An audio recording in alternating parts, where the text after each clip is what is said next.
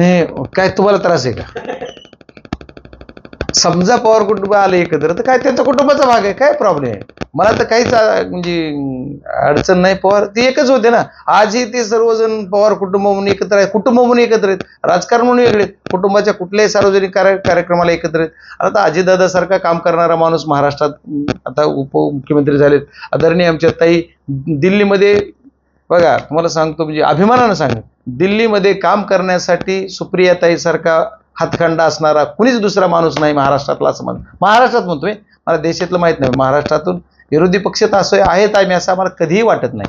त्याच्यामुळे आता एवढे प्रोजेक्ट आम्हाला बघा, सर्वेला 10 महिन्याच्या आत खासदार झाल्यानंतर सर्वे ह्या नवीन राहिलेला सर्वे करायला पैसे पडतात. म्हणजे ह्याची बी स्किल असेल नॅशनल हायवेला. परत एवढंच नाही तर मी परत लातूर, थोडं नॅशनल हायवेचं पण परत सांगतो, लातूरहून आमच्या अंबाजोगाईपर्यंत नॅशनल हायवेला चौपदरीकरणाला सुद्धा बजेट टाकलं, मंजूर केला.